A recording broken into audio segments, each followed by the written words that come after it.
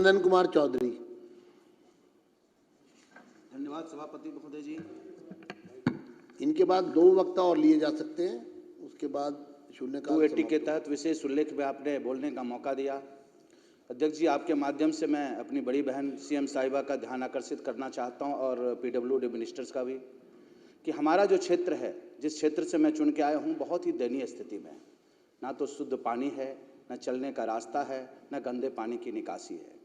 वहाँ पर लोकसभा चुनाव से पहले एलजी साहब भी जा चुके हैं, चीफ सेक्रेटरी भी जा चुके हैं और प्रिंसिपल सेक्रेटरी भी जा चुके हैं।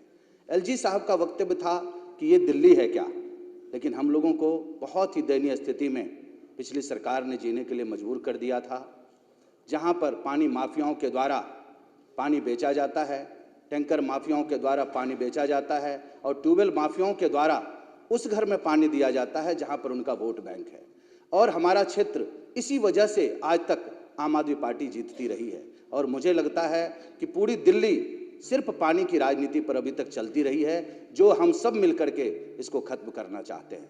मैं पीडब्ल्यूडी मिनिस्टर साहब का ध्यान आकर्षित करना चाहता हूं कि जितने टैंकर्स हमारे क्षेत्र में 45 टैंकर्स हैं, जिसमें 35 तो प्राइवेट हैं और 10 सरकारी हैं। 10 सरकारी टैंकरों का डीजल का बिल बनता रहता है, ड्राइवर बैठे रहते हैं और कहीं भी सिर्फ ये कहा जाता है कि मैं बूस्टर में भेज रहा हूँ। वो कहीं बूस्टर में पानी नहीं जाता है, सिर्फ डीजल का बिल बनता रहता है और बैठ करके वो मजे लेते रहते हैं। इतनी अव्यवस्था है अध्यक्ष महोदय कि कहा नहीं जा सकता है कि हमारी जनता के पैसों से हमारी सरकार चल रही है।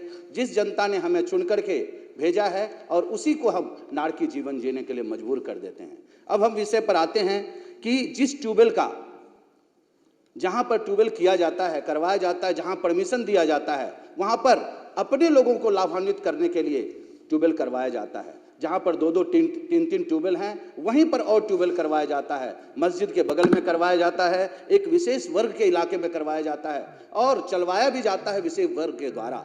और हमारे जो लोग हैं, जो हमारी आम जनता है, वो प्यासे मरती रहती है और पैसों से खरीदने के लिए मजबूर होती है।